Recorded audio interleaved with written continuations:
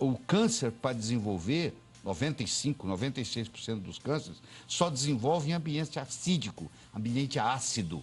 Então, quando você ingere uma substância alcalina, você facilita a prevenção do câncer. Mas essa diferença que parece pequena, de 4 para Não, 10, mas é muito grande no nosso falar, organismo? isso é logarítmico, isso é expoente. Só para você ter uma ideia, um refrigerante tem um pH de 2,5. Vamos pôr o sangue com 7,5. 2,5 para 3,5 é 10, 3,5 para 4,5, 100, 4,5 para 5,5, 1.000, 5,5 para 6,5, 10.000, 6,5 para 7,5, 100 mil. Você tomar um copo de refrigerante, tomar um copo de água com 7,5, a diferença do potencial hidrogênio iônico é de 100 mil vezes.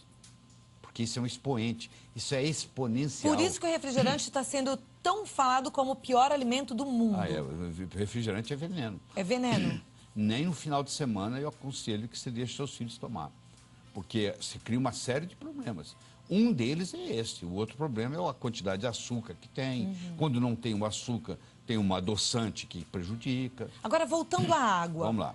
Eu estou um pouco assustada aqui, porque que água que a gente toma? Qual é o pH da água que sai ali do meu filtro normal, que é igual o filtro que as pessoas têm em casa? Geralmente em torno de 7. Isso é ruim? Não, não é ruim, mas é muito melhor do que você tomar um pH de uma água importada, famosa, francesa, que eu não vou falar o nome, que o pH é 3,5. Você está brincando. Então isso é péssimo para a saúde. Péssimo. E vem na garrafinha de vidro essa? Vem na garrafinha bonita de vidro, verde. É cara, é francesa, você sabe qual eu estou falando, e o pH é 3,5. Então essa também, apesar dela estar numa garrafinha de vidro, ela não é água, ela é um refrigerante. Você pensa que é água, porque na realidade o pH dela é de refrigerante. E tem gente chique que só toma essa água e acha que assim está cuidando não, da saúde, não, então de não. Jeito nenhum. Aí o que o corpo faz para compensar esse 3,5 de pH? O corpo tem uma série de mecanismos, ele equilibra o pH no sangue usando substâncias chamadas buffers, que vão equilibrando. São substâncias chamadas anfóteras, que quando o pH está baixo, sobe, quando o pH está alto, baixa. Então, você gasta, coisa que você ia utilizar na sua célula, você agora gasta para manter o pH do sangue. Tira a sua energia, você fica cansada, desanimada, entendeu? Do mesmo modo se você estiver desidratada, porque um grande problema que tem hoje, 30% da população no mundo, hoje, nas ruas, estão desidratados. Porque eles não têm essa preocupação de beber água. À medida que você envelhece, a sensação da sede vai sumindo. E o centro da sede e o centro da fome, lá no hipotálamo, eles estão pertinho um do outro. E muita gente confunde sede com fome. A pessoa está com sede, mas sente que está com fome. Então ele come, tem compulsão por comida. E na realidade, se ele tivesse tomado um copo d'água antes, aquela compulsão ia diminuir, porque na realidade ele não tem fome. Por isso que ele tem que ficar comendo. Só que o centro da fome, o centro da sede, no hipotálamo está muito perto. Então, à medida que a gente envelhece, a gente vai perdendo a sensação da sede. Então, os velhos, os idosos, eles são desidratados por natureza. Agora, deixa eu te perguntar uma coisa. Eu estou aqui tomando a minha água e eu tomo bastante água todo dia. Bom. Mas qual é o pH dessa água? Como Não é que sei. eu descobri? Existem aparelhos que você coloca aí dentro, dá o pH, ou existem gotinhas que você pinga e é de acordo com a cor.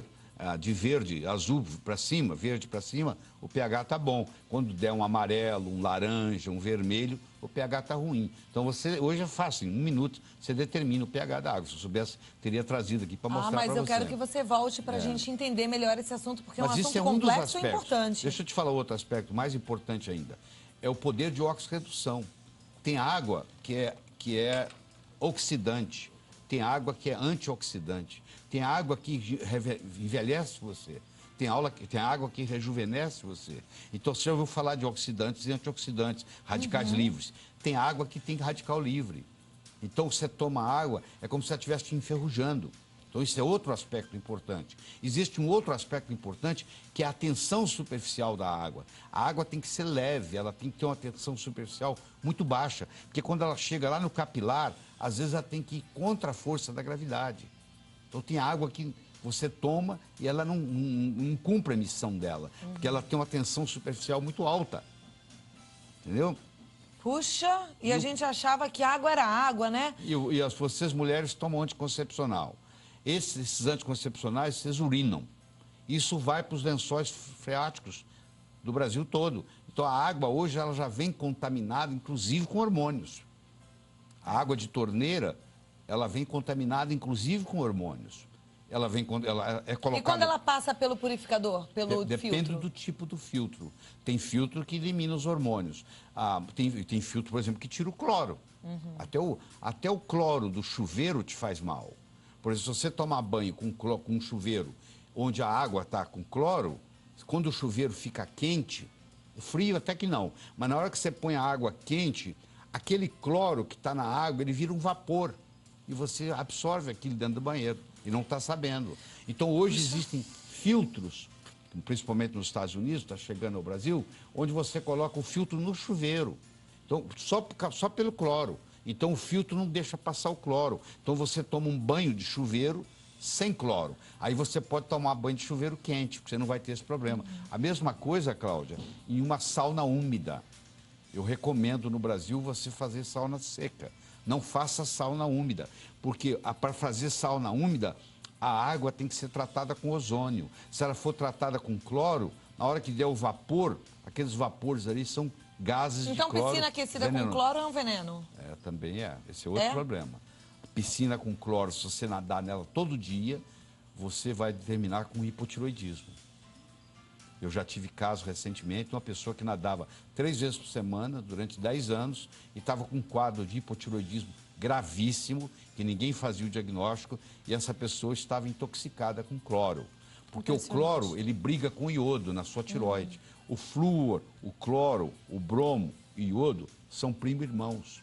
Então, quando você coloca flúor demais no seu corpo, ou cloro demais, ou brometo demais, eles começam a brigar com o seu iodo. Então, eles empurram, tiram, substituem o iodo. Aí é muito bom a gente aprender tudo isso. Eu sei que às vezes você está aí meio preocupado, fala, e agora? Mas calma, isso é só para a gente ficar atento, né? Então, você já sabe, tomar cuidado. Às vezes, a água que você está consumindo é na nota 10. Tem tantas perguntas já, doutor? Hoje existem no Brasil filtros, que a água passa pelo filtro e muda o pH da água. Essa água passa a se chamar água ionizada, onde muda o pH, onde muda a condutibilidade, onde muda o poder de oxirredução.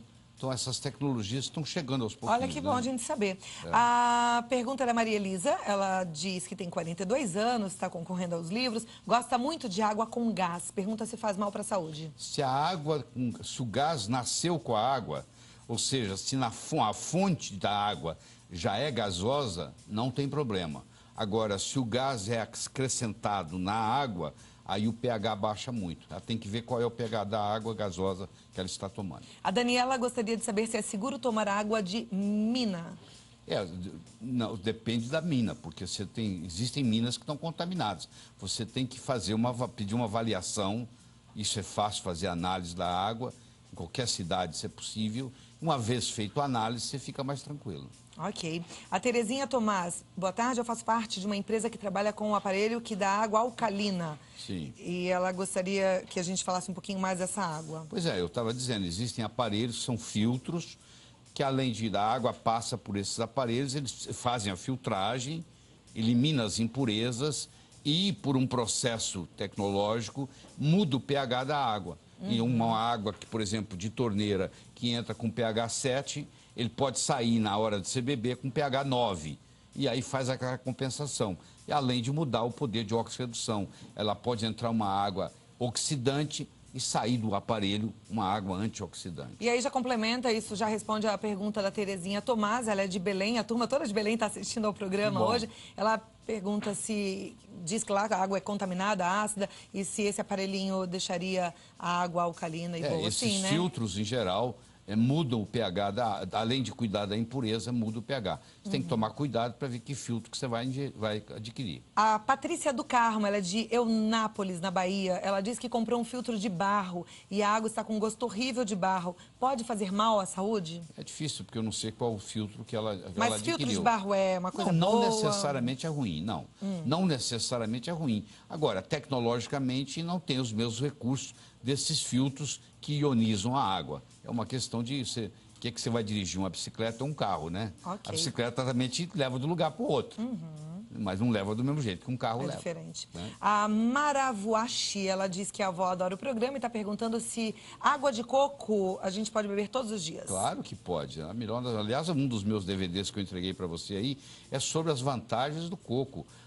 O coco substitui até o leite materno. Pra você ter uma ideia, o leite materno é importante porque tem 19% de ácido láurico. O coco tem 47%. Pode ser o de caixinha? Não. Pode ser o de latinha? Não, tem que ser o natural. Coco, tirado do pé. Porque os outros têm conservantes. Então, se você tomar todo dia, você também vai estar ingerindo um conservante que pode ser toxina todos os dias. O que eu sou a favor é do coco natural. A Mara Viana, ela diz que sabe que é necessário tomar 2 litros de água por dia, mas ela pergunta se ela tomar mais do que isso, por exemplo, 4 litros, pode fazer mal?